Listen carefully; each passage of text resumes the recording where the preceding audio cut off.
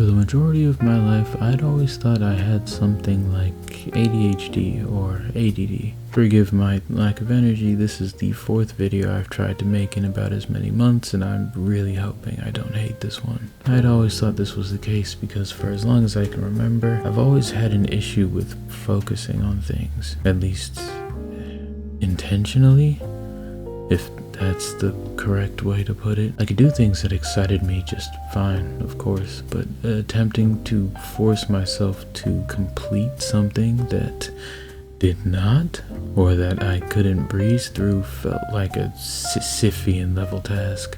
God, you're so creepy. My feet. Sometimes it was that my eyes or head would ache, or my brain started to feel numb almost. The best way I can describe the full extent of this feeling is to ask you to imagine your brain getting force pulled away from the task you are trying to put your mind to. It is quite unpleasant, though that's probably the worst that feeling of resistance gets for me. I've heard someone describe it as their brain rubbing against sandpaper, and that's, well, shit. Again, it's been present for as long as I can remember, but the intensity ramped up over time. Throughout most of middle school, it was manageable, as long as I didn't have to think too hard about the task. In high school, it was pretty bad. I remember friends begging me to do my own homework, sending me their homework to copy, and I still couldn't bring myself to do it the vast majority of the time. Yeah, I have some really good friends. Then came college. Now, college started off pretty well, in all honesty, but as soon as those courses started to get more difficult, hell. I stopped going to college when I started having, I'm not even sure what to call them, panic attacks. Every single time I would sit down, look at an assignment, and prepare to get into it, suddenly it was like I couldn't breathe properly. Like the air inside of the building turned so stale that my body started to reject it. This happened every single time. So I took a indefinite hiatus.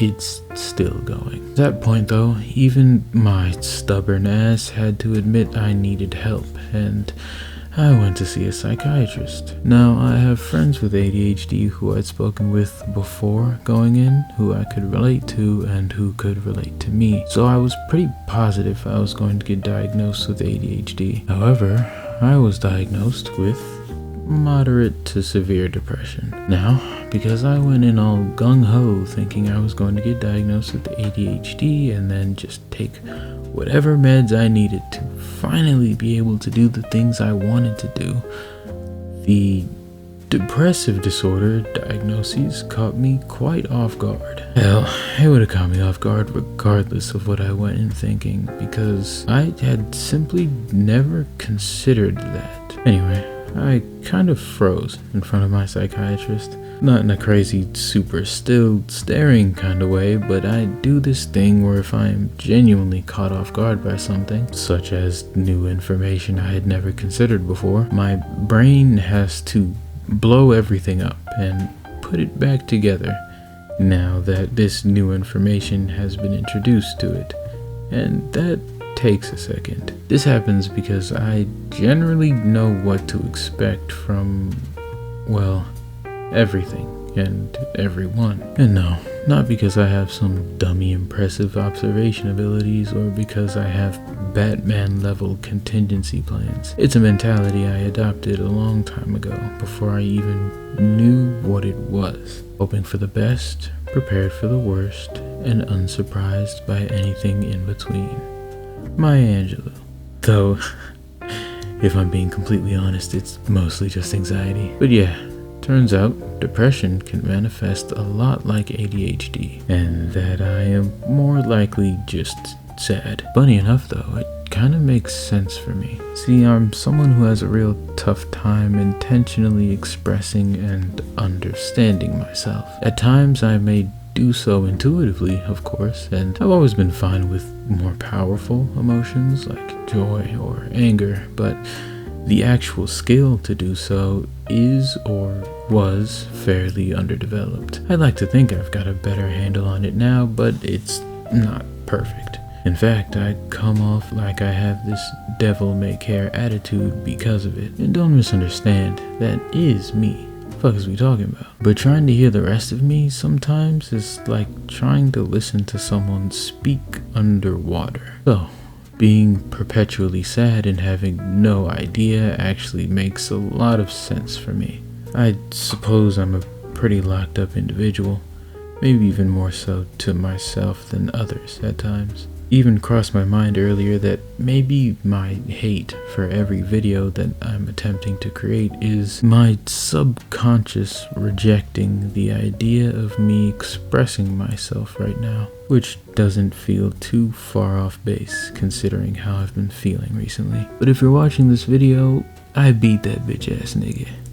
And if you can relate to anything or everything that I'm saying, you should probably go ahead and get diagnosed. For those of us who can so easily ignore how we feel, it takes a bit of a helping hand to finally start to see, well, us. Now if you'll excuse me, my stomach is sad that I have yet to eat anything today, and my wallet is sad that it's empty, even though I can't find it at the moment. So I'm gonna go figure that out. I always do.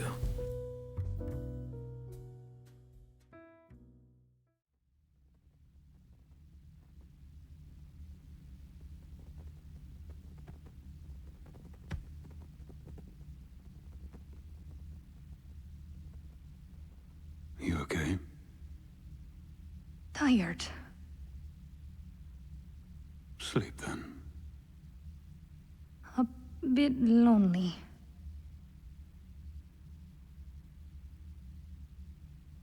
My dusty old sheet is big enough for two. And nobody was ever lonely in this house.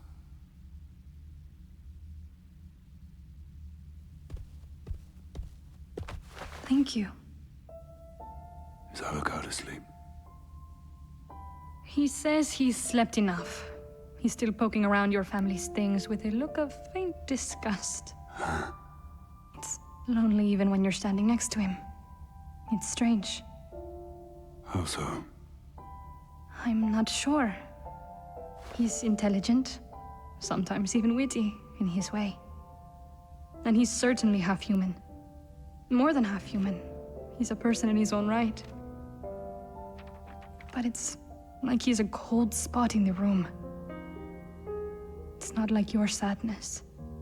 I'm not sad. Yes, you are. But I can shout at you or tease you and get a reaction that lets me know you're still in there. His sadness is like an icy well. It's bottomless. And it swallows up your voice and anything you try to drop into it. Am I really sad? All the time. You don't even notice it now. It's just how you are. And then, sometimes, you'll tell me nobody's ever lonely in your house. And offer me your stinky blanket. In all honesty, that stink might not be my blanket.